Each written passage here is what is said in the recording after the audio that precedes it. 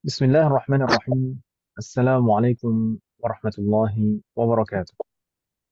Waalaikumsalam warahmatullahi wabarakatuh.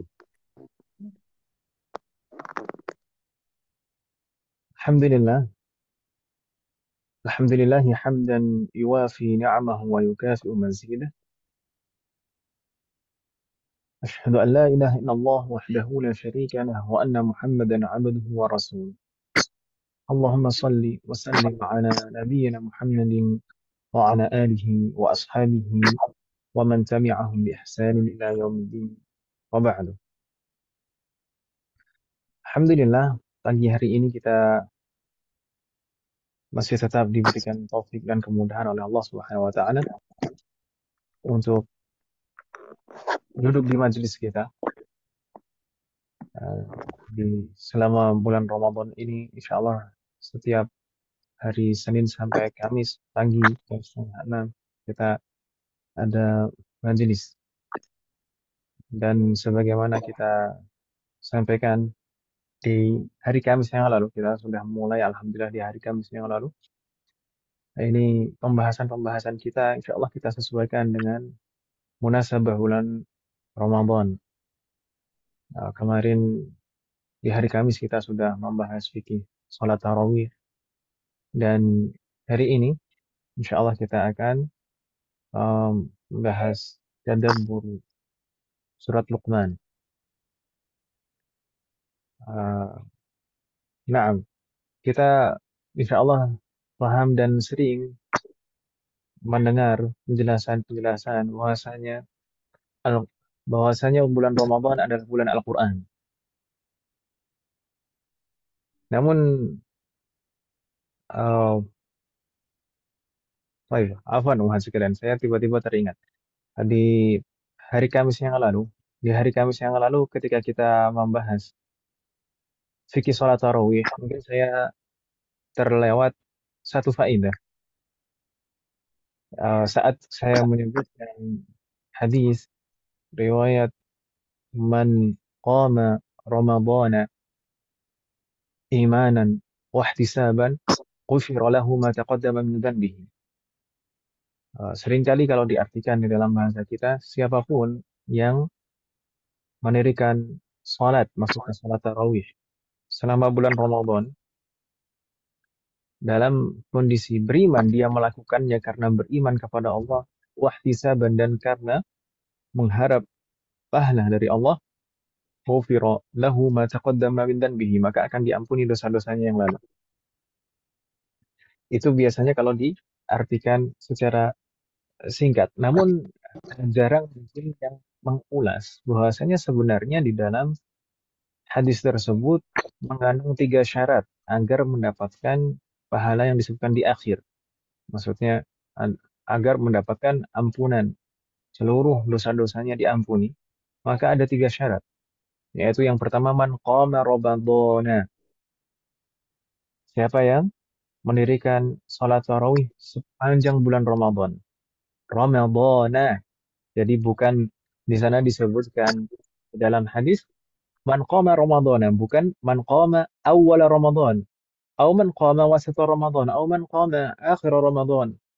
Tidak disebutkan siapapun yang mendirikan sholat tarawih sebagian Ramadan, entah itu di awalnya, di tengahnya, atau di akhirnya, atau 3 hari, 4 hari, 5 hari saja dari bulan Ramadan. Lah, tapi man qama Ramadana, siapa yang mengerjakan, mendirikan sholat tarawih sepanjang bulan Ramadan, man qama Ramadana. Dan jadi syarat yang pertama adalah harus istiqamah, konsisten, tidak pernah meninggalkan sholat tarawih tanpa uzur, kecuali kalau karena uzur syar'i, seperti misalkan kalau umahat mungkin ada masa-masa tidak boleh sholat, maka itu adalah uzur syar'i. Atau misalkan sakit misalkan, maka itu adalah uzur. Tapi kalau uh, tanpa uzur, dengan sengaja atau karena malas, maka gugurlah syarat yang pertama ini. Baru syarat yang kedua itu adalah imanan, dan mengerjakan, melaksanakan sholat itu didasari karena keimanannya. Dan yang ketiga adalah ihtisaban, yaitu mengharap ridha Allah, mengharap pahala dari Allah. Seringkali yang diulas itu adalah syarat yang kedua dan ketiga, namun syarat yang pertama terlewat. Maka itu eh, saya kemarin lupa untuk mengingatkan. Begitu Ibu ya, wafaqanallahu jami'an. Berikutnya, kita insya Allah hari ini akan membahas tadabbur surat Luqman. Kenapa sih kita harus mentadabburi Al-Quran? Kita tahu sebelumnya umat sekalian, kita sering mendengar bahwasanya Al-Quran atau bulan Ramadan adalah bulan Quran. Bulan Ramadan adalah bulan Quran. Selain karena memang Al-Quran diturunkan di bulan Ramadan, Inna anzalnahu fi Lailatul Qadar. Pertama kali Al-Quran diturunkan adalah di malam Lailatul Qadar. Subhanallah jami'an. Dan memang juga disunnahkan di bulan Ramadan untuk memperbanyak membaca Al-Quran. Atau bukan sekedar membaca sebenarnya, tapi beribadah dengan Al-Quran. Jadi di bulan Ramadan itu disunahkan untuk menyempurnakan Ramadan kita, yaitu dengan memperbanyak beribadah dengan Al-Quran. Namun beribadah dengan Al-Quran, ini sebagaimana kita pernah bahas tahun lalu, sebelum masuk bulan Ramadan, saat murajaah fikih Ramadan tahun lalu, kita bahas sunnah-sunnah puasa, dan kita membahas beribadah dengan Al-Quran. Di sana beribadah dengan Al-Quran itu tidak hanya sebatas membacanya saja. Kita sebutkan dahulu ada 5 tingkatan beribadah dengan Al-Quran. Masih ingat umat sekalian? Apa 5 tingkatan beribadah dengan Al-Quran itu? Yang pertama adalah al-istima'. Al-istima' maksudnya adalah mendengar.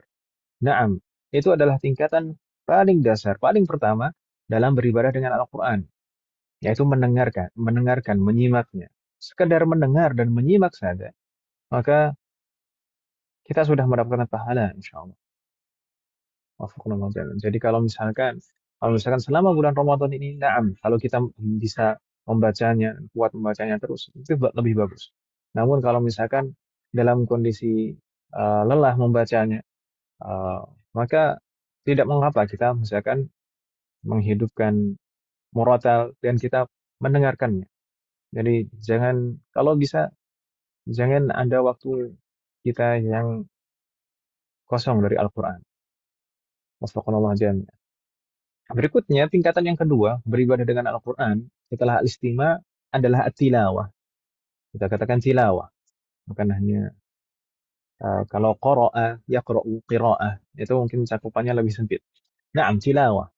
Tilawatul Quran, yaitu membaca Al-Quran. Wafaqanallahu jami'an. Membaca Al-Quran, kita tahu keutamaan membaca Al-Quran itu besar sekali. Man qara'a harfan min kitabillah, falahu likulli harfin hasanah. Wala hasanatu bi asyri amsalika. Wala hasanatu bi asyri amsalika. Rasulullah bersabda demikian. Jadi siapapun yang membaca satu huruf saja dari Al-Quran, maka dia akan mendapatkan kebaikan, dan kebaikan itu akan dilipatkan menjadi 10 kali lipat. Dan maksudnya satu huruf itu bukan alif lam mim satu huruf, tapi alif satu huruf, lam satu huruf, mim satu huruf. Maka betapa banyaknya keutamaan jika kita senantiasa membaca Al-Quran. Wafaqadallah. Itu adalah yang kedua. Kemudian, naam, betul sekali, masih masih ingat berarti Bu Anita. Yang ketiga adalah at-tahfidz. At-tahfidz. Yang ketiga adalah menghafalkannya. Masya Allah, masih lengkap Bu Anita. Sampai 5. Naam, yang ketiga adalah at-tahfidz, yaitu menghafalkannya. Dan kita tahu juga sering kita mendengar bahwasanya keutamaan menghafal Al-Quran itu sangat besar sekali. Meskipun, naam, menghafal Al-Quran itu bukan suatu hal yang wajib bagi kita semuanya, tapi keutamaannya sangat besar sekali. Bahkan kalau misalkan seorang anak bisa menghafalkan Al-Quran, hatam 30 juz, maka dijanjikan oleh Rasulullah bahwasanya nanti di akhirat, di surga nanti akan mengenakan, memberikan mahkota dari cahaya kepada kedua orang tua. Eh, Baik. Namun juga perlu diperhatikan pada tingkatan kedua dan ketiga tadi. Tingkatan kedua dan ketiga tadi tilawah dan tahfidz. Tilawah dan tahfidz itu harus diharuskan dengan kaidah-kaidah yang benar. Diharuskan membacanya dengan tajwid sesuai dengan hak-haknya masing-masing, setiap huruf dan hukum-hukum bacaannya. Haknya ini mencakup sifat-sifat hurufnya dan juga makharijul hurufnya. Lalu terkait dengan juga hukum-hukum bacaannya itu semuanya harus itu adalah wajib, suatu kewajiban. Kalau misalkan seseorang belum bisa membaca Al-Quran sesuai dengan tajwid, maka wajib baginya untuk mempelajari tajwid uh, agar betul dalam membaca Al-Quran, agar tidak salah dalam membaca Al-Quran. Jadi mungkin kadang sebenarnya seperti ini juga momentum. Ramadan ini sebenarnya momentum. Momentum. Bagi yang sudah lancar membaca Al-Quran dengan tajwidnya, maka memperbanyak bacaannya. Adapun yang belum lancar uh, atau masih ada kesalahan-kesalahan dalam membacanya, maka uh, ini momentum untuk lebih menggiatkan diri mempelajari hukum-hukum bacaannya, tajwidnya, makharijul hurufnya, dan sifat-sifatnya, supaya tidak salah dalam membaca Al-Quran. Baik. Dan tingkatan yang keempat, setelah tadi al-istima', kemudian at-tilawah, kemudian at-tahfidz, dan yang keempat adalah at-tadabbur. Dan ini, yang keempat ini jauh lebih penting daripada yang pertama, kedua, dan ketiga. Dan tadabbur, apa sih maksudnya tadabbur, maksud kalian? Tadabbur adalah mendalami, menghayati, merenungi makna dari makna di dalam Al-Quran, ayat per ayat, bahkan kata per kata, bahkan huruf per huruf di dalam Al-Quran. Karena di sana, tidak bisa, bahkan bahkan kalau bisa kita katakan tingkatan yang pertama, kedua, dan ketiga tadi, kenapa kok dianjurkan? Kenapa sih dianjurkan untuk menyimak Al-Quran, kemudian membaca Al-Quran, dan menghafalkan Al-Quran? Itu untuk yang keempat. Untuk yang keempat apa? Untuk bisa memahaminya dan mentadaburinya. Jadi mendengar dan membaca itu adalah gerbang untuk memahami dan mentadaburi Al-Quran. Hanya saja kita, orang Indonesia, mungkin untuk mentadaburi, jadi sebenarnya juga orang manusia atau umat muslim secara umum zaman sekarang, karena eh, umat muslim zaman sekarang tidak ada orang yang betul-betul murni orang Arab, asli orang Arab. Karena orang Arab zaman sekarang juga mempelajari bahasa Arab sebagaimana kita mau belajar bahasa Arab.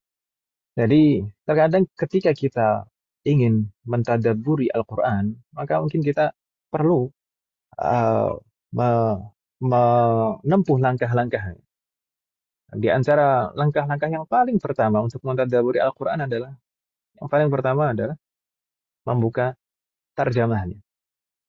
Nah, tarjamahnya itu, ini merupakan gerbang pertama untuk mentadabburi Al-Quran.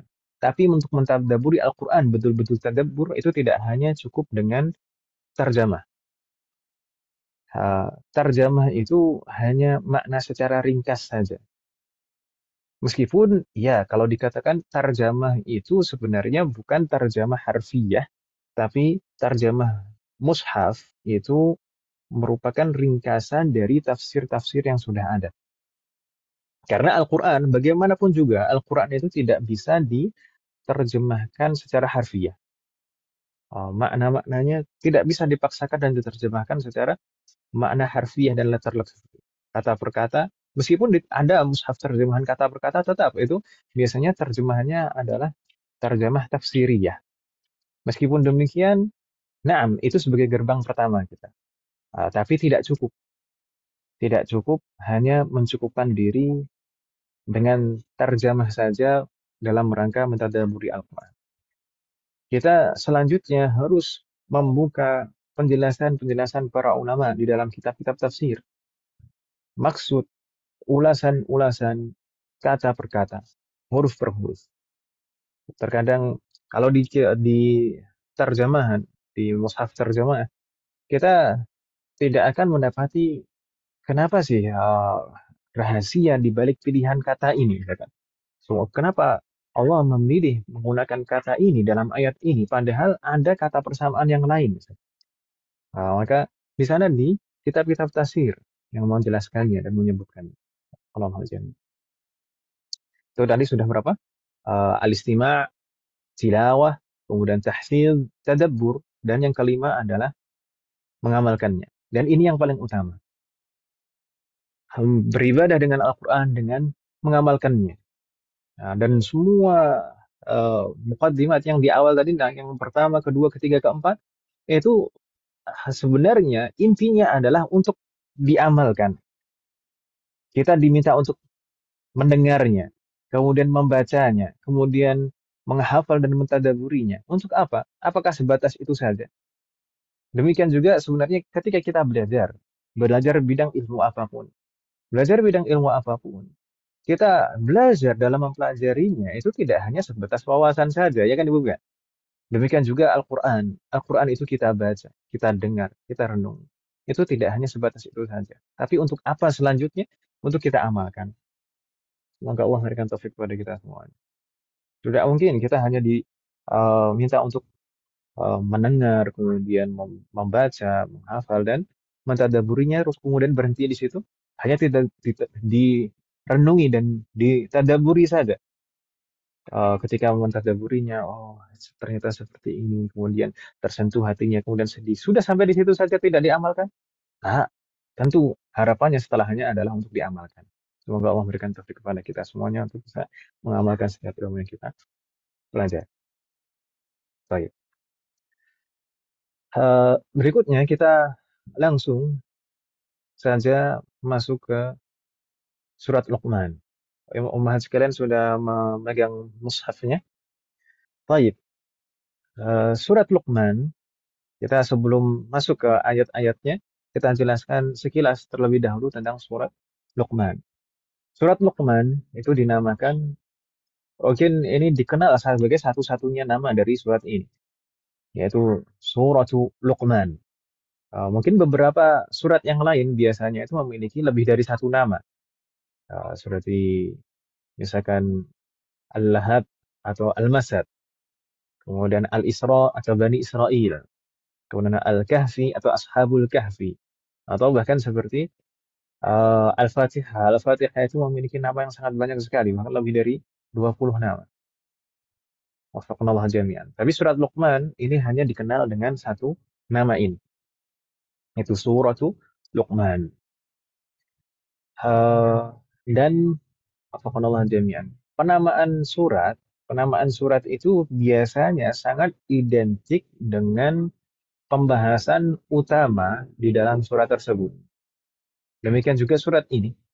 Surat Luqman ini dinamakan surat Luqman karena eh, dari ayat 12 sampai ayat 19, kalau mungkin di Mushaf Rasul Utsmani, cetakan Timur Tengah, ibu-ibu sekalian bisa melihat di halaman kedua dari surat Luqman. Di halaman kedua dari surat Luqman, dari atas sampai bawah, itu menceritakan tentang Luqman. Bagaimana sosok beliau, bahwasanya beliau itu diberi nikmat oleh Allah berupa ilmu dan beliau mengamalkannya. Kemudian Allah memerintahkannya untuk bersyukur dan beliau bersyukur, Luqman bersyukur. Dan di antara bentuk syukurnya, dia mengajarkan ilmu tersebut. Dan yang paling pertama dia ajarkan adalah anaknya, keluarganya. Dan apa yang hal-hal yang diajarkan pertama kali kepada anaknya, yaitu mencakup tiga hal utama. Kalau kita perhatikan, coba nanti Umar sekalian perhatikan. Nasihat Luqman itu mencakup tiga hal utama. Yang pertama adalah akidah. Yang kedua adalah fikih di sana. An-aqid. Di sana Luqman berwasiat untuk eh, agar anaknya selalu mendirikan sholat, menunaikan zakat. Kemudian di akhir Luqman menasihati anaknya untuk menjaga adab dan akhlak, baik perilakunya maupun lisan. Mencakup tiga hal utama itu. nasihat Luqman kepada anaknya. Dan cerita Luqman ini hanya disebutkan di surat ini. Tidak ada di surat yang lain sama sekali. Jadi pembahasan Luqman ini sangat identik sekali di sini. Makanya surat ini disebut dan dinamakan sebagai surat Luqman. Meskipun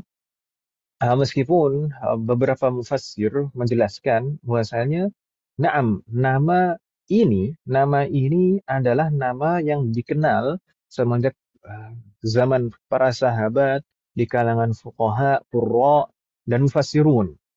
Namun uh, ada yang mengatakan seperti Ibn Ashur, beliau mengatakan beliau belum pernah menemukan betul-betul bahwasanya Rasulullah mengatakan bahwasanya surat ini adalah surat Luqman dari Rasulullah sendiri. Tapi kalau dari para sahabat, iya. Eh, Baik. Sedikit menyinggung tentang penamaan. Penamaan surat di dalam Al-Quran itu biasanya menggunakan salah satu dari dua metode. Yang pertama itu adalah tauqifiyah dan yang kedua adalah taufiqiyah. Tauqifiyah itu maksudnya adalah penamaannya itu berdasarkan wahyu, berdasarkan Rasulullah yang menyebutkannya secara langsung saat ayat atau saat surat itu turun, saat uh, surat itu turun, misalkan kalau suratnya turun misalkan dari awal sampai akhir, maka Rasulullah mengatakan hafalkan atau inilah surat fulan. Atau misalkan jika turunnya beberapa ayat, sebagian ayatnya saja, maka Rasulullah mengatakan letakkan ayat ini di surat fulan setelah ayat ini, sebelum ayat ini. Seperti itu. Jadi Rasulullah biasanya menyebutkan seperti itu. Tapi sebagaimana dijelaskan oleh Ibn Ashur di dalam tafsir beliau, beliau belum menemukan riwayat Rasulullah sendiri yang menyebutkan nama surat ini, yaitu sebagai surat Luqman. Namun uh, riwayat-riwayat banyak sekali dari para sahabat dan juga ini adalah nama yang dikenal di kalangan qurra dan al-mufassirin. Adapun metode kedua dalam penamaan surat adalah metode taufiqiyah. Maksudnya taufiqiyah adalah ijtihadiyah. Jadi berdasarkan ijtihad para ulama. Karena mungkin di sana ada hal-hal yang memang identik sekali dengan surat-surat tertentu, maka uh, para ulama menyebut surat ini dengan surat fulan sesuai dengan sesuatu yang identik di dalam surat tersebut. Makanya itu di antara sebab kenapa terkadang satu surat itu memiliki lebih dari satu nama. Karena memang ada beberapa metode penamaan dalam menamai surat. Gitu Ibu ya. Wafaqanallah jami'an. Baik. Adapun surat Luqman ini, apakah surat Luqman ini adalah surat Makkiyah atau Madaniyah? Sebelum kita membahas apakah Luqman ini Makkiyah atau Madaniyah, maksudnya surat Luqman, kita harus pahami apa maksudnya Makkiyah dan apa maksudnya Madaniyah. Apa maksudnya Makkiyah dan apa maksudnya Madaniyah?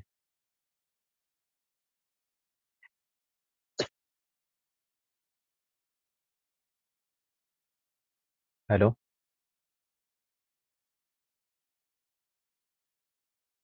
ibu-ibu tidak ngantuk kan ibu ya? Ya, setelah mulai.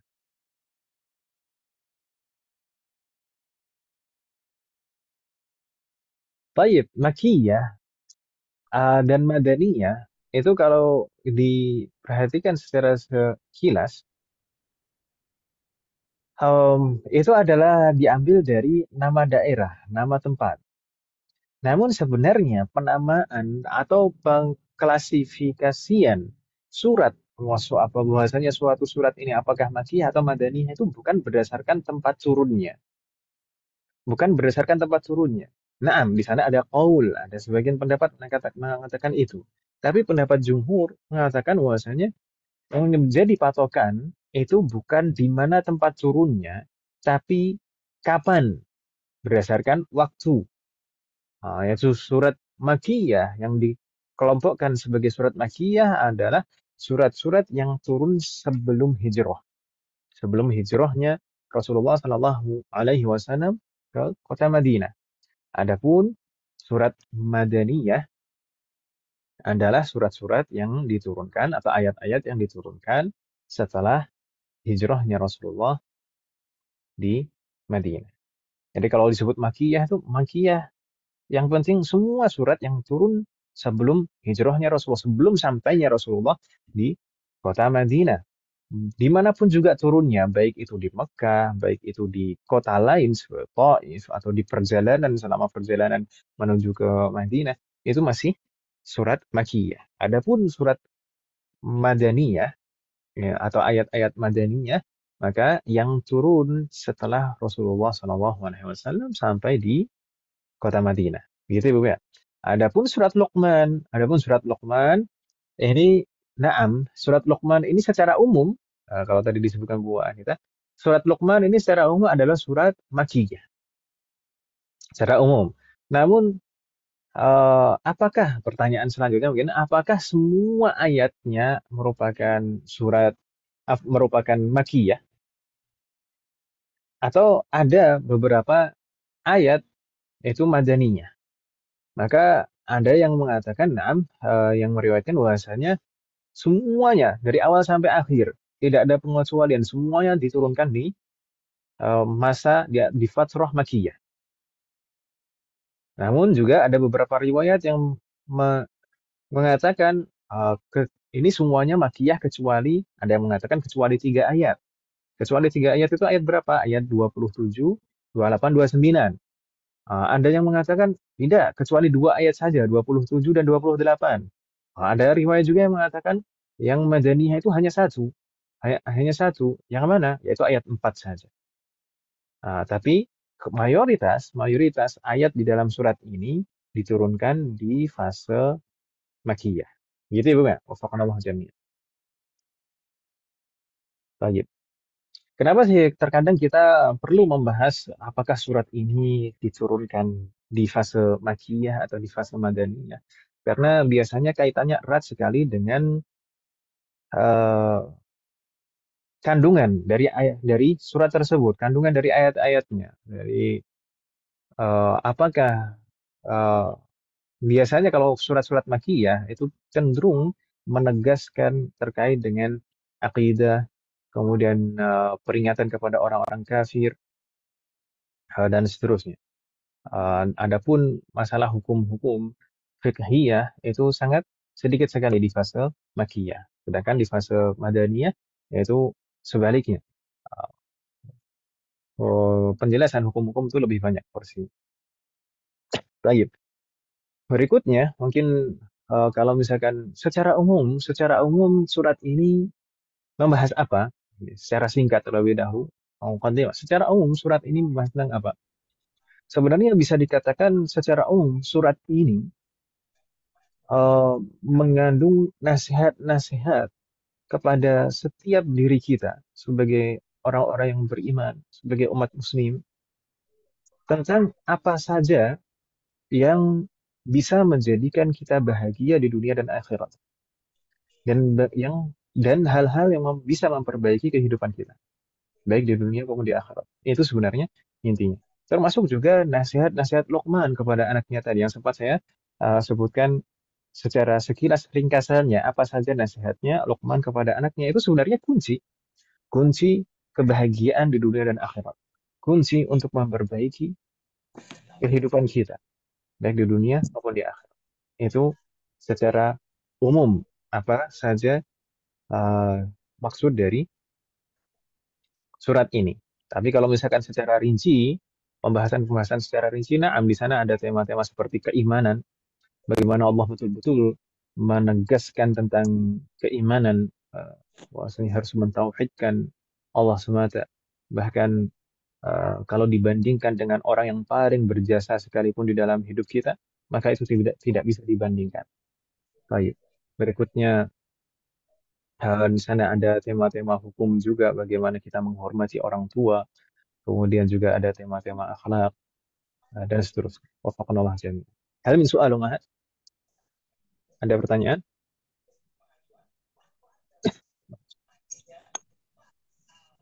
Nampaknya tidak ada. Ya kan Ibu ya?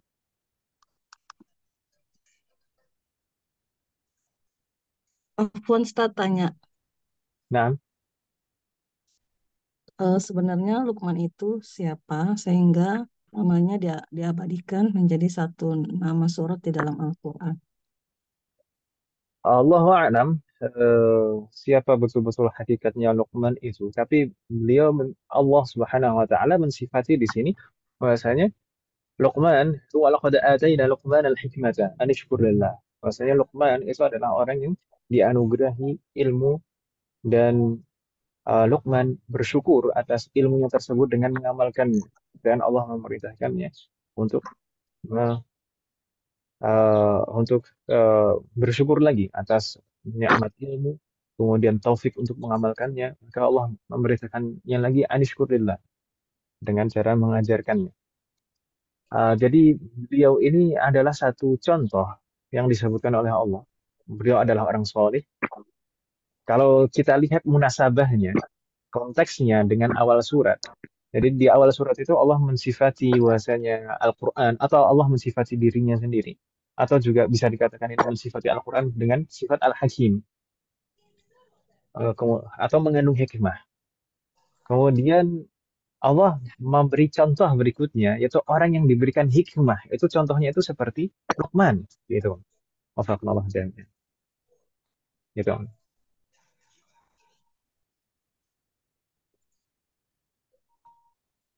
Soal akhir, nampaknya tidak ada pertanyaan lagi. Baik. Kalau tidak ada pertanyaan lagi, maka kita Bismillah kita masuk ke surat Luqman. A'udzubillahi minasyaitonirrajim. Bismillahirrahmanirrahim. Allah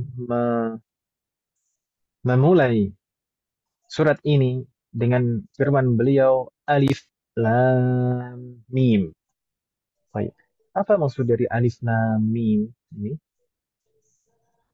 Mungkin secara umum, sekalian, para ulama mufassirun itu bisa dikelompokkan menjadi dua secara umum dalam mentafsirkan penggalan-penggalan huruf di awal-awal surat seperti alif lam mim atau juga seperti penggalan-penggalan huruf yang lain seperti yasin, kaf, ha, ya, ain, shad. Itu bagaimana maksudnya? Maka ada sebagian para ulama dan ini diriwayatkan bahkan dari sahabat Abu Bakar dan Omar dan bahkan juga ada beberapa riwayat tapi Allah alam apakah riwayat ini bisa dikatakan kuat juga itu riwayat dari Ali juga dan Utsman. Ala kulli hal pendapat yang pertama ini betul-betul menyerahkan makna ini kepada Allah. Jadi tidak berani untuk menafsirkan karena betul-betul tidak tahu maka tidak berani untuk menafsirkan maka diserahkan maknanya hanya kepada Allah. Allahu alam, hanya Allah yang tahu. Gitu ya, Bu ya. Ini uh, pendapat yang pertama. Kemudian, namun ada juga pendapat yang kedua, yaitu yang mencoba untuk menafsirkannya. Mereka memberanikan diri untuk menjelaskannya dan menafsirkannya. Namun, yang kedua ini juga berbeda-beda tafsirannya terkait dengan huruf-huruf muqatta'ah, huruf-huruf penggalan huruf-huruf hijaiyah di awal beberapa surat. Di antara mereka ada yang mengatakan bahwasanya ini merupakan harfu tanbih, yaitu huruf-huruf di awal surat, di beberapa surat, ini merupakan harfu tanbih. Maksudnya harfu tanbih itu bagaimana? Fungsinya agar seseorang yang mendengarnya itu lebih perhatian. Karena orang kafir Quraisy dahulu saat disampaikan Al-Quran, mereka betul-betul tidak ingin mendengarnya dan tidak ingin menyimaknya. Nah, ketika turun um, awal-awal ayat dengan beberapa penggalan huruf, maka mereka ada rasa penasaran sehingga mereka ingin mendengarkannya. Nah, ini yang pertama. Kemudian ada juga yang menjelaskan, Wafaqallahu jami'an, bahwasanya penggalan-penggalan huruf di awal beberapa surat, termasuk surat Luqman, ini maksudnya adalah untuk isyarat. Isyarat bahwasanya Al-Quran ini terdiri dari huruf-huruf Arab seperti alif, lam, mim. Ini adalah huruf-huruf Arab dan Al-Quran ini berbahasa Arab. Nah, itu pendapat yang apa? Dari kelompok yang kedua ini yang kedua, yang B. Fakallahu jami'an. Ada juga yang mengatakan eh, bahwasanya ini adalah nama. Ada yang mengatakan nama apa? Ada yang mengatakan ini adalah nama suratnya. Namun ada juga yang mengatakan, misalkan nama surat maksudnya apa di sini? Misalkan surat Luqman ini adalah alif lam mim tilka ayatul kitabil hakim. Nah, ada juga yang menyebutkan bahwasanya ini nama. Nah, tapi nama-nama Allah. Tapi juga ada yang menyebutkan yang lain bahwasanya ini adalah singkatan dari nama, gitu. Ini adalah singkatan dari nama, macam-macam. Singkatan dari nama apa? Misalkan eh, alif itu maksudnya singkatan dari Allah. Kemudian lamnya adalah Jibril. Kemudian mimnya Muhammad. Ala kulli hal, banyak sekali masih ada banyak pendapat yang menyebutkan tafsir dari penggalan beberapa huruf di beberapa awal surat di dalam Al-Quran. Ala kulli hal sebenarnya Allah yang Maha Tahu. Allah yang paling tahu. Adapun ketika kita menemukan dan menjumpai beberapa mufassirun yang menafsirkannya, maka itu sebagai pelajaran dan ibrah untuk kita. Tidak masalah. Biasanya mufassirun itu tidak bertentangan, tidak berlawanan masing-masing penjelasannya. Begitu ya, Bu ya? Wafaqanallahu jami'an. Berikutnya, Allah melanjutkan di ayat kedua dengan firman-Nya, "Tilka ayatul kitabil hakim." Ibu-ibu sekalian membawa kitab membawa mushaf terjemah.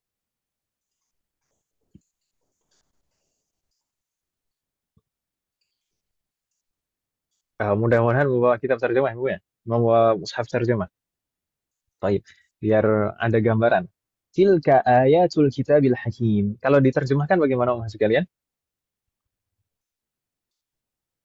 Inilah ayat-ayat Al-Quran yang mengandung hikmah, begitu di mushaf terjemah. Inilah ayat-ayat Al-Quran yang mengandung hikmah. Nah, secara ringkas diterjemahkan seperti itu, tidak salah. Tilka ayatul kitabil hakim. Tapi mungkin ada pertanyaan di kita semuanya, Om Hans sekalian. Kenapa di sini menggunakan kata tilka? Seperti juga di awal surat Al-Baqarah, dzalikal kitabu. Padahal Alkitab ketika diturunkan, itu kitab itu apa namanya ayat-ayat ini atau Al-Quran itu ada di hadapan kita dan sedang kita baca, ya kan Ibu ya? Kenapa menggunakan ism isyarah, menggunakan kata tunjuk jauh? Kira-kira kenapa? Allah jami'an. Disebutkan di dalam kitab Fathul Qadir, tafsir Fathul Qadir, bahwasanya memang kebiasaan orang Arab. Di antara kebiasaan orang Arab yaitu terkadang menggunakan kata tunjuk jauh untuk menunjuk yang dekat. Misalkan dalika maksudnya hadzal kitab. Tilka juga demikian, tilka ayatul kitab maksudnya adalah hadhihi. Makanya di mushaf terjemah juga diterjemahkannya adalah ini, ya kan Ibu ya, bukan itu. Ya atau ya? Wafaqanallahu jami'an. Tilka ayatul kitabil hakim. Ini adalah ayat-ayat yang akan kita baca ini. Jadi di sini adalah isyarat. Isyarat menjelaskan apa sih yang akan kita baca.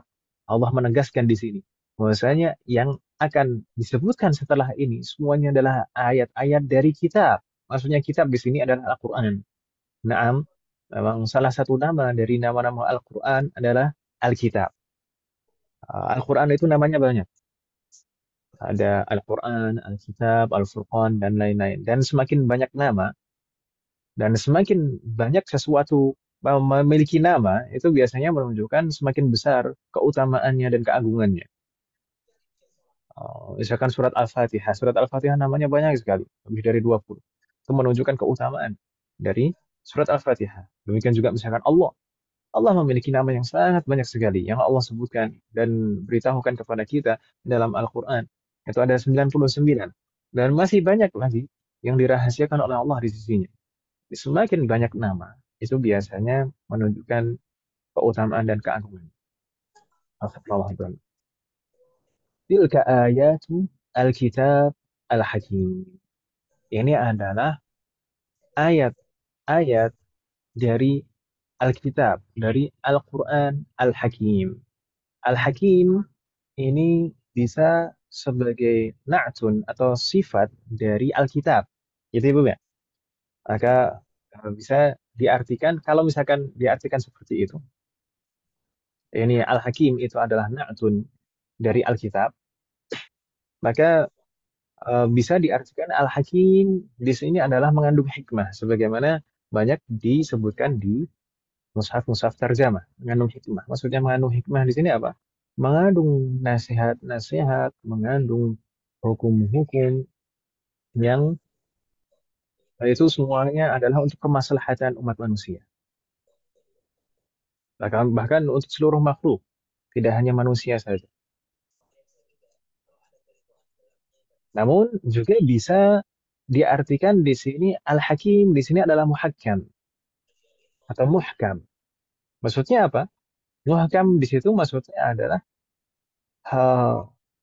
Al-Quran, ayat-ayat Al-Quran ini semuanya adalah ayat-ayat Al-Quran yang lurus, tidak ada kekurangan dan cacat di dalamnya. Baik cacat dari segi lafaz maupun cacat dari segi makna. Maksudnya apa?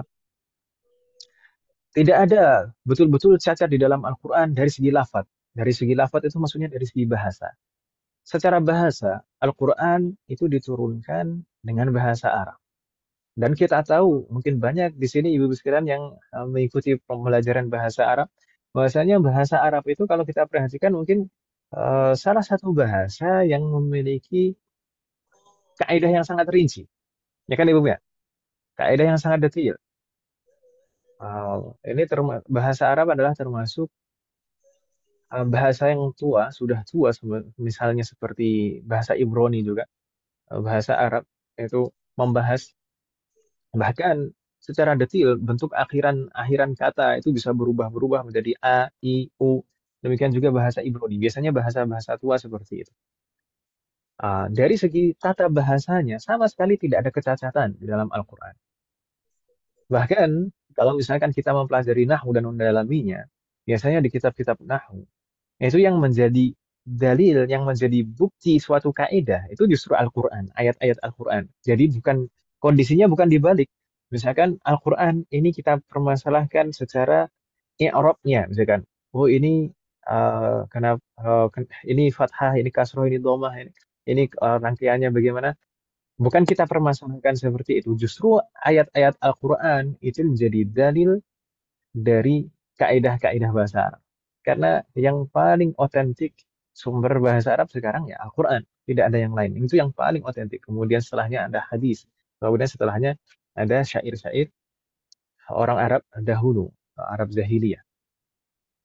Jadi secara tata bahasa, secara lafaz tidak ada cacat sama sekali. Demikian juga secara makna. Al-Quran tidak ada kecacatan sama sekali dari segi makna. Tidak ada kekurangan dan tidak ada pertentangan di dalam makna ayat-ayat Al-Quran. Sebagaimana juga Allah firmankan, "Lau kana min 'indi ghairillahi lawajadu fihi ikhtilafan katsiran."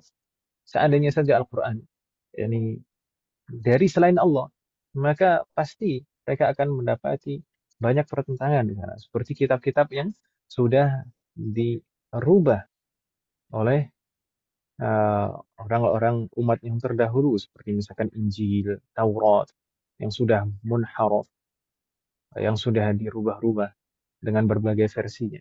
Maka kita bisa mendapati banyak sekali di sana pertentangan-pertentangan antara satu ayat dengan ayat yang lain ada pertentangan-pertentangan. Tapi kalau di dalam Al-Quran sama sekali tidak ada yang saling bertentangan makna-maknanya.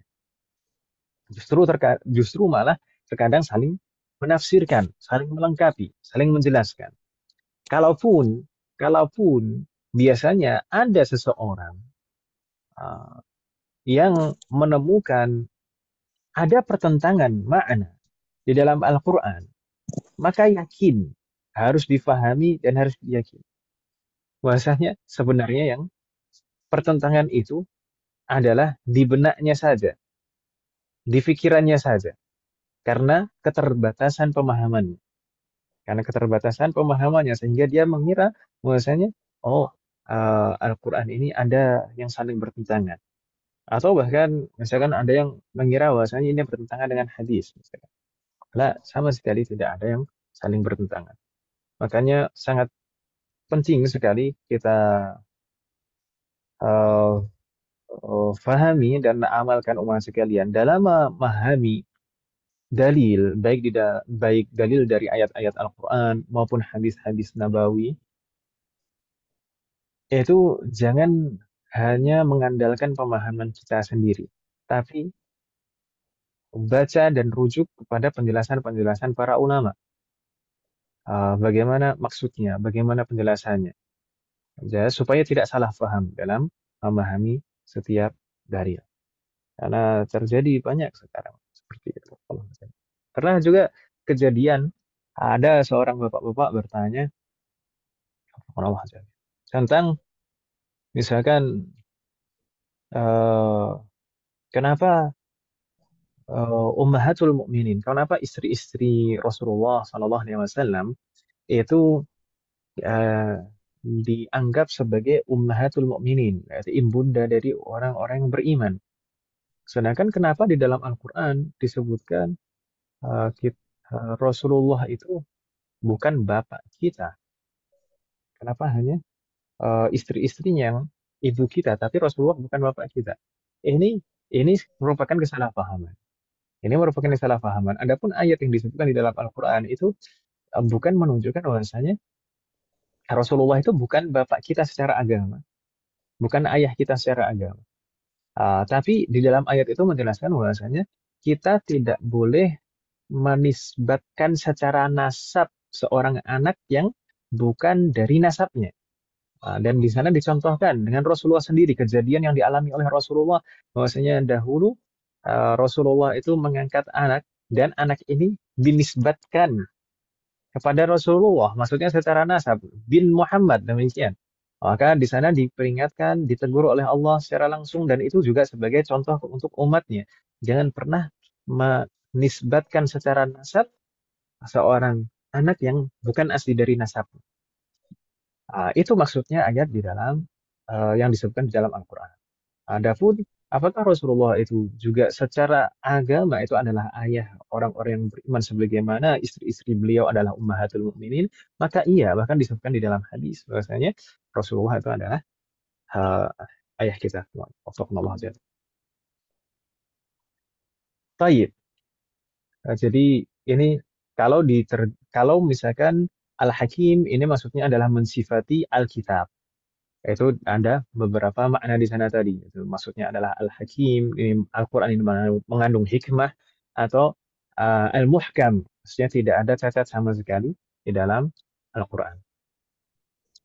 Namun ada juga ahli tafsir yang menyebutkan bahwasanya Al-Hakim ini maksudnya adalah qailuhu, yang mengatakannya, yaitu Allah. Bahwasanya Allah itu maha bijaksana. Gitu ya Bu ya. Saat disebutkan tilka ayatul kitabil hakim ini sebagai isyarat bahwasanya qailuhu yaitu Allah Subhanahu wa taala itu memiliki sifat yang maha bijaksana. Wadih wahad?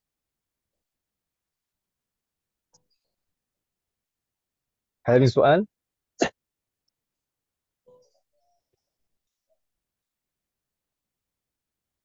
Bingung tidak umat sekalian dengan penjelasan saya? Tidak terlalu cepat kan Ibu ya?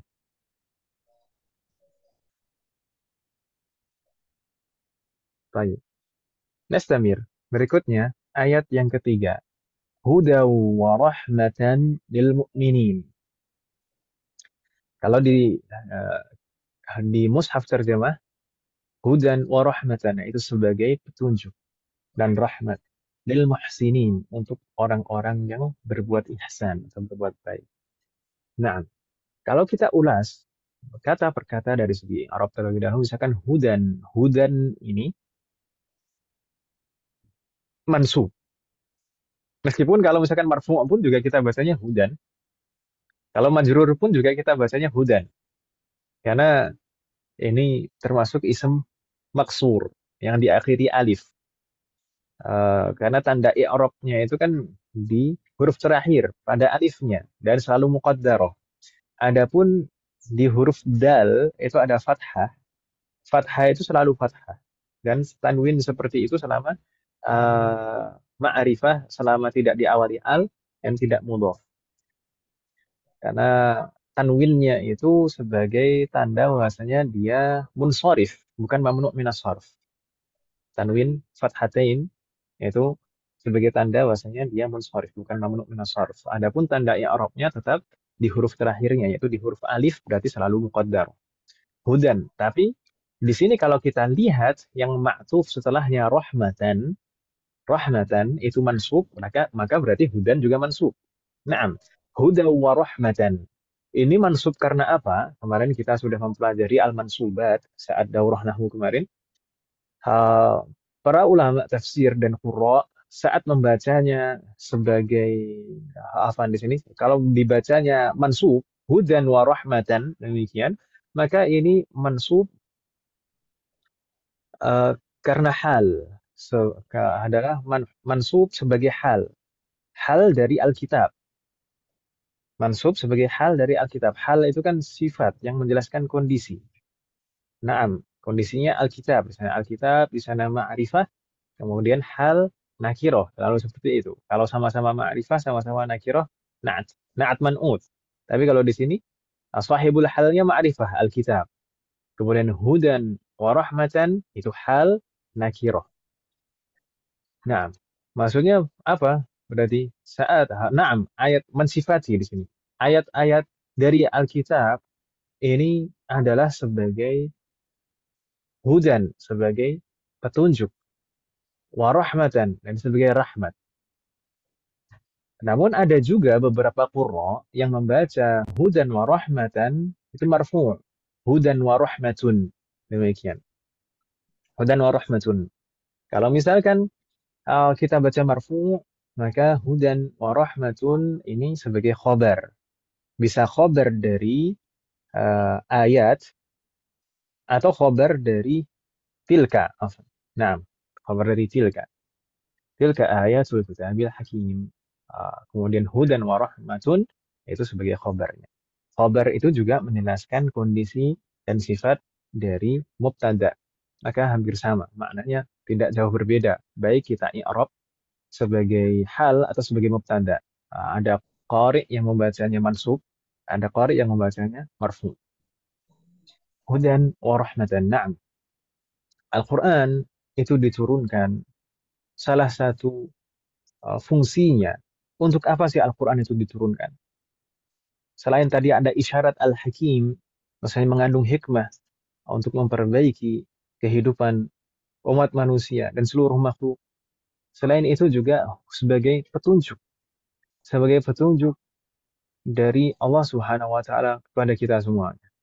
Naam, ketika Allah memberikan nikmat kepada kita semuanya berupa kesempatan untuk hidup di dunia, maka Allah tidak melepaskan begitu saja kita semua. Allah tidak membiarkan begitu saja kita semua.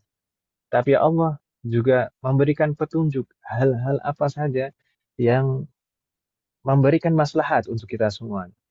Hal-hal apa saja yang memperbaiki kita semuanya. Maka Allah turunkanlah Al-Quran ini. Dan ini merupakan nikmat dari Allah Subhanahu wa taala.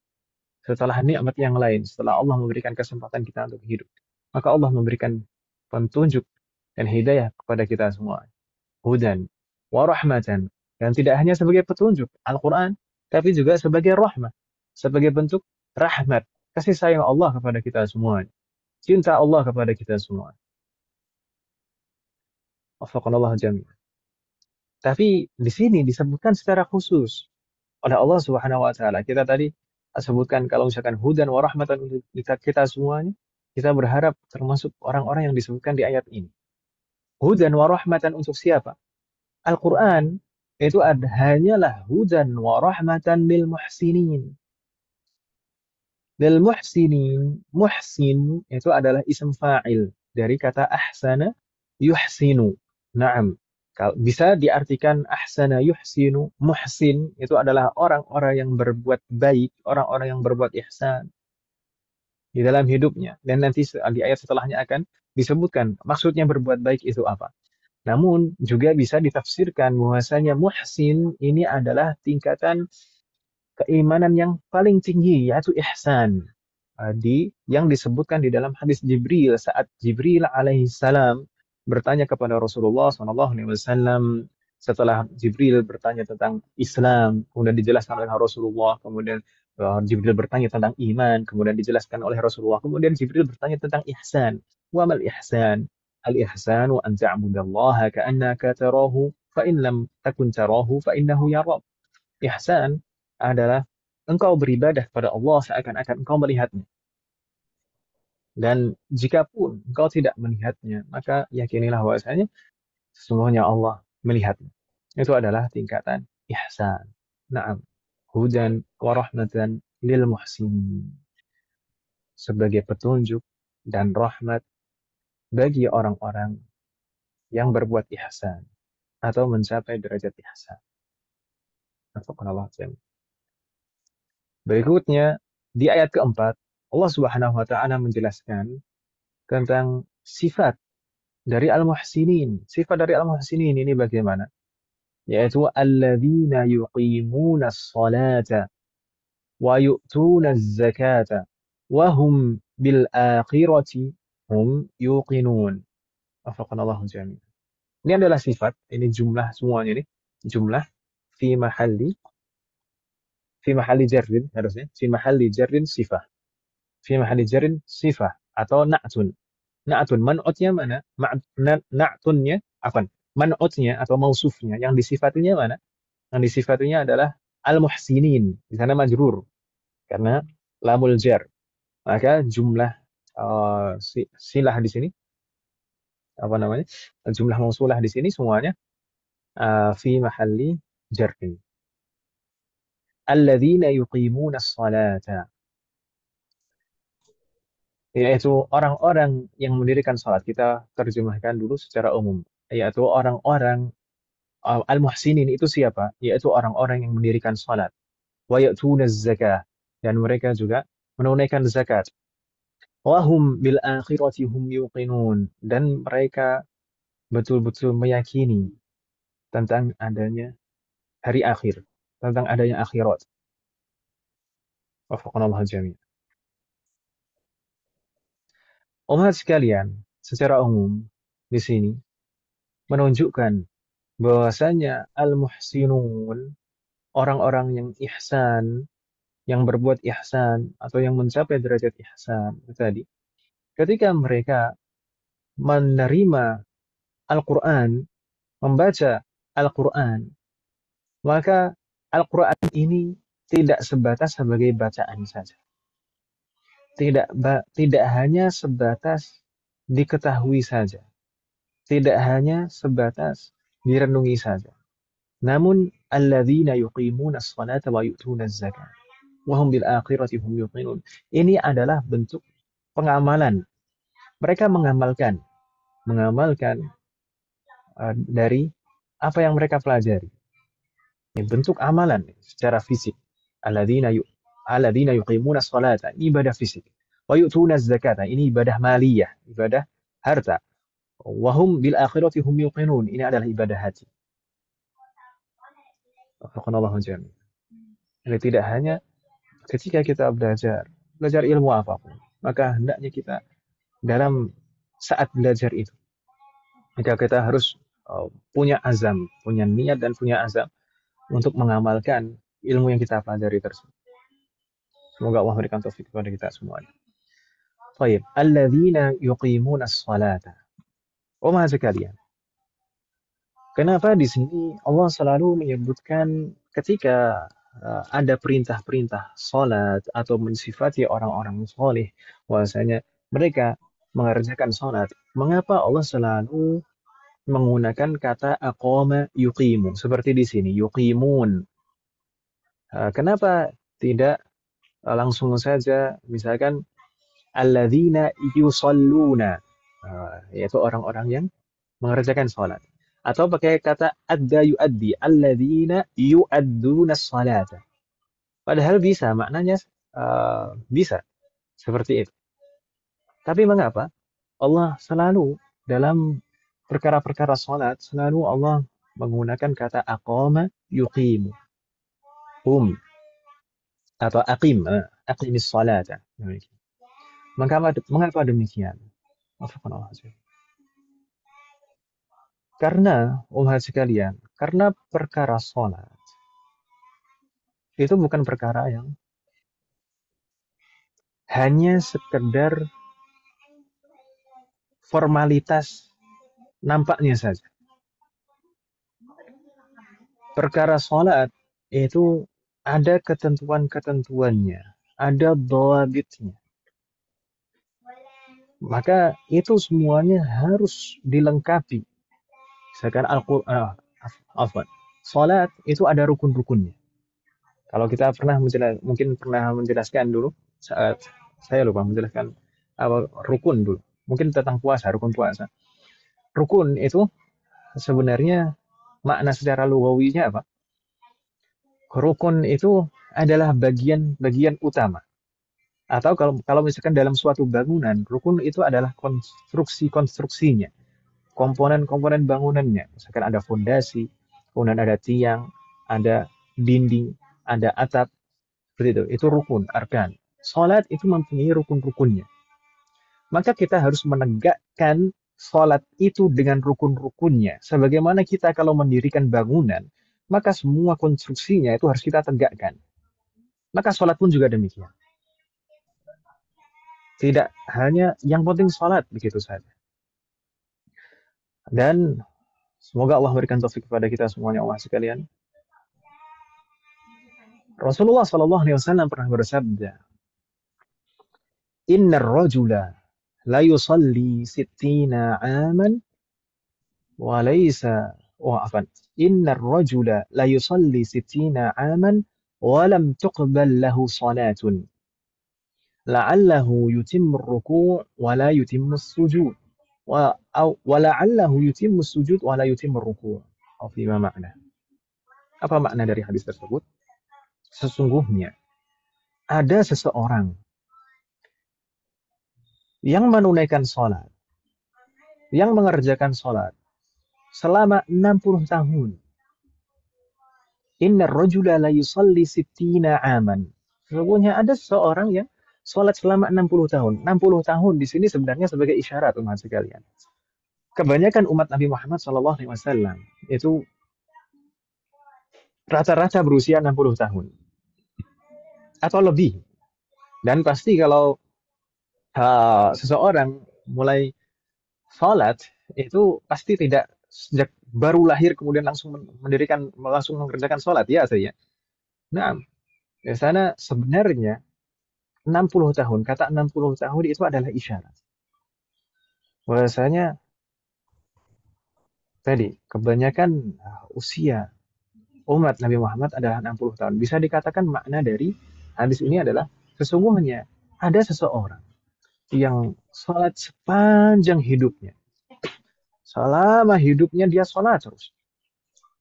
Tapi apa? Innar rajula la yusalli sittina aman wa lam tuqbal lahu salatun. Salatun. Bahkan salatun. Satu salat saja. Tidak diterima. Tapi tidak diterima satu salat pun dari orang ini. Selama 60 tahun seorang salat. Tapi tidak diterima satu salat pun dari orang ini. Kenapa? Apa alasannya? Rasulullah menyebutkan setelahnya, la'allahu yutimmu ruku' wa la yutimmu sujud. Bisa jadi orang tersebut menyempurnakan rukuknya, tapi sujudnya tidak sempurna. Bisa jadi juga la'allahu yutimmu sujud wa la yutimmu ruku'. Bisa jadi orang tersebut menyempurnakan sujudnya, tapi rukuknya tidak sempurna. Artinya apa? Rukun-rukunnya ada khalal di sana, ada kekurangan, ada masalah dalam rukun-rukun. Jadi penting umat sekalian, penting sekali kita memperhatikan masalah sholat. Karena sholat ini adalah tiang dari agama Imaduddin. Dan amalan yang paling pertama dihisab adalah sholat. Jika hisab sholat kita baik, maka insya Allah hisab amalan-amalan setelahnya baik. Maka penting kita memperhatikan masalah sholat. Kita harus memperhatikan dimulai dari syarat-syaratnya. Dari wudunya, bersucinya, bagaimana. Kemudian rukun-rukunnya dari awal sampai akhir. Dari mulai niat takbiratul ihram sampai salam. Bagaimana rukun-rukunnya, ketentuan-ketentuan. Subhanallah. Makanya mungkin juga jangan heran kalau misalkan di dalam ayat Allah berfirman, Inna salata tanha 'anil fakhsya'i wal munkar. Sesungguhnya salat itu mencegah seseorang dari perbuatan fakhsya wal munkar, keji dan munkar. Namun kenapa? Kita dapat ada orang-orang yang salat setiap hari. Semoga Allah berikan taufik kepada kita semua dan mengampuni semua dosa-dosa kita. Ada orang yang salat setiap harinya, tapi amalannya, tapi perbuatannya, tapi akhlaknya, muamalahnya, ada masalah semuanya di sana. Mungkin karena memang salatnya itu bermasalah, sehingga kehidupannya pun juga bermasalah semua. Maka hendaknya kita semuanya masing-masing introspeksi diri kita. Introspeksi diri kita, bagaimana salat kita. Dimulai dari bagaimana kita menjaga waktu salat kita. Kalau disebutkan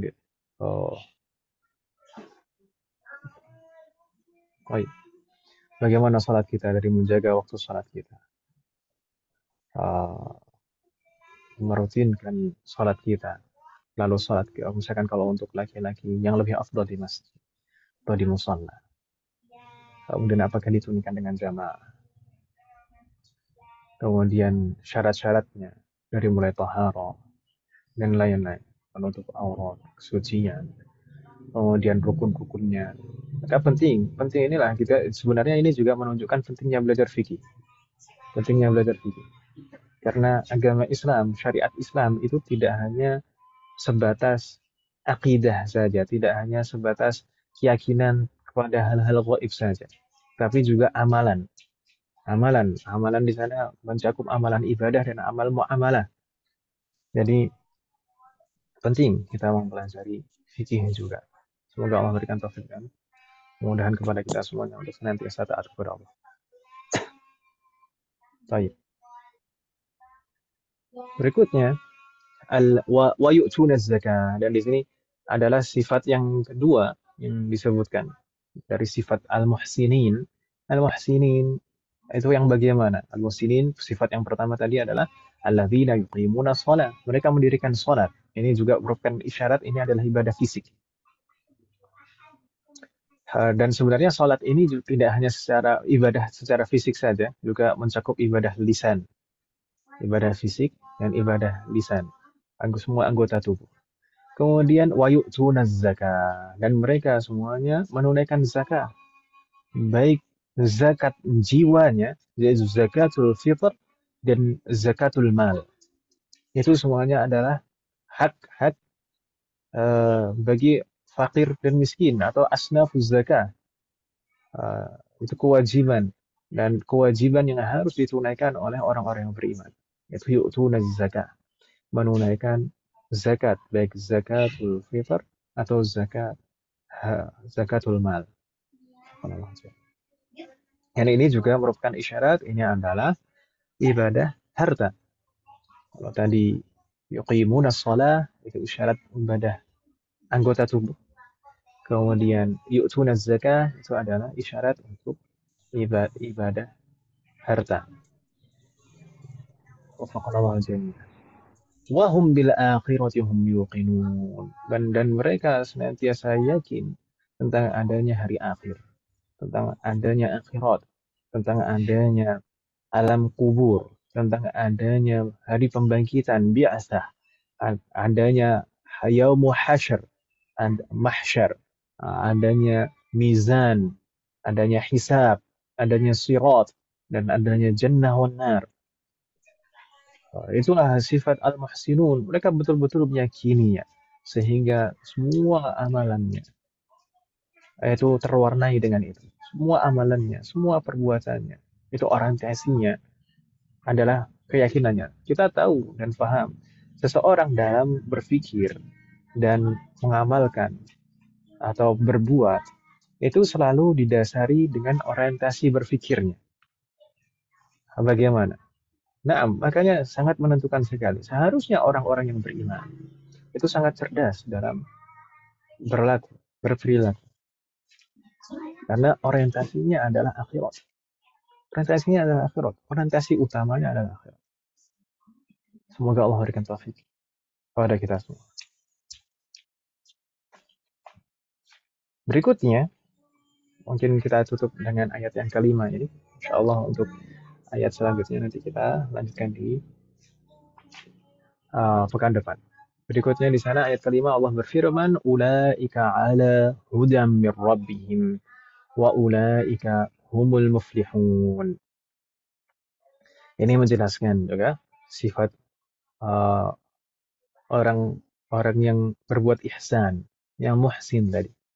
Setelah mereka mendapatkan Al-Quran, mereka pelajari, mereka fahami, kemudian mereka amalkan, baik amalkan dengan anggota tubuh mereka, amalkan dengan berupa harta mereka, amalkan dengan keyakinan mereka.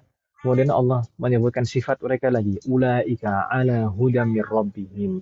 Mereka itulah orang-orang yang senantiasa di dalam hudan, di dalam petunjuk. Seorang orang yang senantiasa mendapatkan petunjuk dari Rabb-nya. Mereka itulah orang-orang yang senantiasa mendapatkan petunjuk dari Rabb mereka. Kita sebelumnya pernah mempelajari di Majelis Mudarasah ada suatu hadis qudsi ketika seseorang sudah dicintai oleh Allah Subhanahu wa taala. Ketika Allah mencintai seorang hamba, maka Allah akan menjadi penglihatannya yang dia melihat dengannya. Allah akan menjadi pendengarannya yang dia mendengar dengannya. Allah akan menjadi tangan dan kakinya yang dia menyentuh dan berjalan dengan. Maksudnya apa? Di dalam semua gerak-geriknya, di dalam semua amalan dan perbuatannya, Allah selalu membimbingnya. Allah selalu menuntunnya kepada kebaikan. Itulah maksudnya di sini. Ketika seseorang sudah berbuat senantiasa berbuat ihsan, kemudian dia sampai di derajat ihsan, maka dia mendapatkan cinta dari Allah Subhanahu wa taala. Makanya dia selalu senantiasa mendapatkan petunjuk dari Allah Subhanahu wa taala di setiap langkahnya, di setiap perbuatan. Wa ulaika humul muflihun. Dan mereka itulah termasuk orang-orang yang beruntung. Beruntung. Kalau diterjemahkan dalam bahasa Jawa, bejo gitu. Alhamdulillah aja. Wa ulaika humul muflihun. Mereka adalah orang-orang yang beruntung. Nanti insya Allah akan disebutkan di beberapa ayat di bawah nanti apa maksudnya ulaika humul muflihun. Muflihun atau apa bentuk keberuntungannya mereka. Nanti insya Allah akan disebutkan. Begitu ya Bapak? Wafaqqanallahu jami'an. Dan sebenarnya al-falah di sini, keberuntungan di sini, kemenangan di sini tidak hanya di akhirat, tapi semenjak di dunia, sebagaimana disebutkan oleh Allah Subhanahu wa taala, mereka senantiasa di dalam petunjuk, mereka senantiasa mendapatkan petunjuk. Ya, keberuntungan di sini adalah keberuntungan di dunia dan akhirat. Alhamdulillah. Hal min soal, ada pertanyaan ibu sekalian?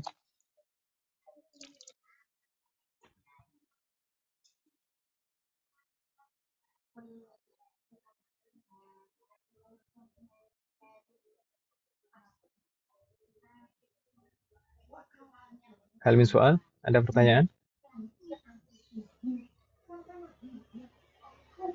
Ayo, Cek.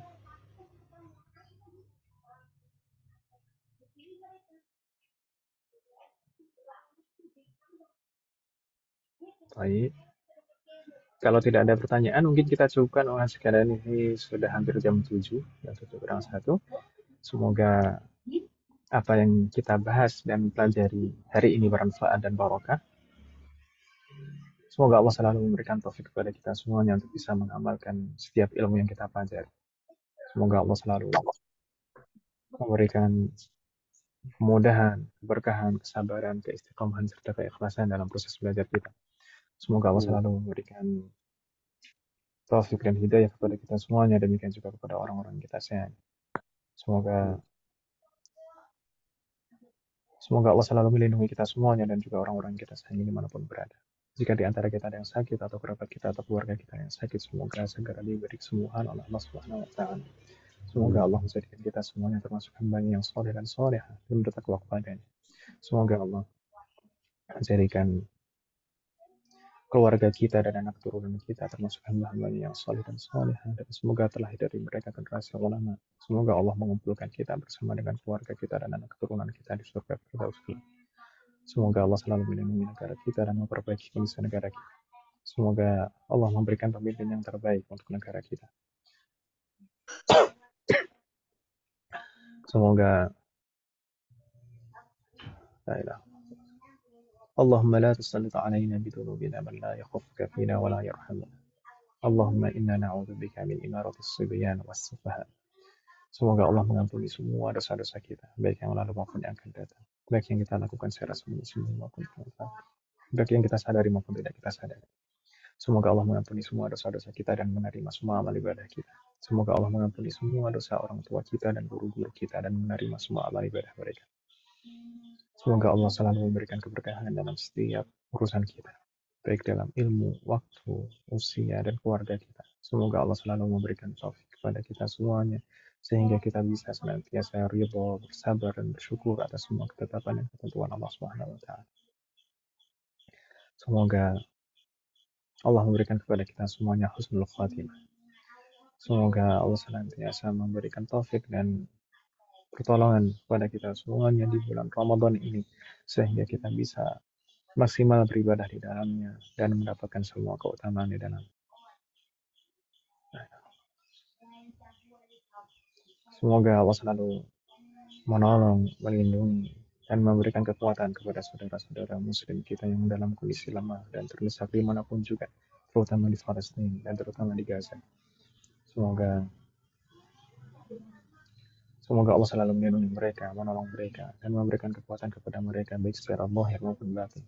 Semoga Allah selalu memberikan kecukupan dalam semua kebutuhan mereka. Semoga Allah selalu menyatukan hati mereka, menyatukan barisan mereka, sehingga tidak ada perpecahan di antara mereka. Semoga Allah selalu menolong dan melindungi para mujahidin yang sedang berjuang di jalan Allah. Semoga Allah selalu merahmati dan menerima para syuhada dan semua umat muslim yang telah gugur di sana. Semoga Allah segera memberikan kesembuhan kepada korban luka-luka. Semoga Allah selalu merahmati mereka, melindungi mereka, dan memberikan rasa aman di dalam hati mereka. Semoga Allah segera menurunkan azab dan kehancuran kepada Zionis Israel dan negara-negara kafir dan orang-orang kafir dan munafik yang membantu Zionis Israel dalam menyerang Palestina. Sallallahu ala nabiyyina Muhammadin wa ala alihi wa sahbihi ajma'in. Subhanakallahumma wa bihamdika asyhadu an la ilaha illa anta astaghfiruka wa atubu ilaik. Wassalamualaikum warahmatullahi wabarakatuh. Waalaikumsalam warahmatullahi wabarakatuh. Jazakumullah khairan Ustaz. Jazakumullah khairan.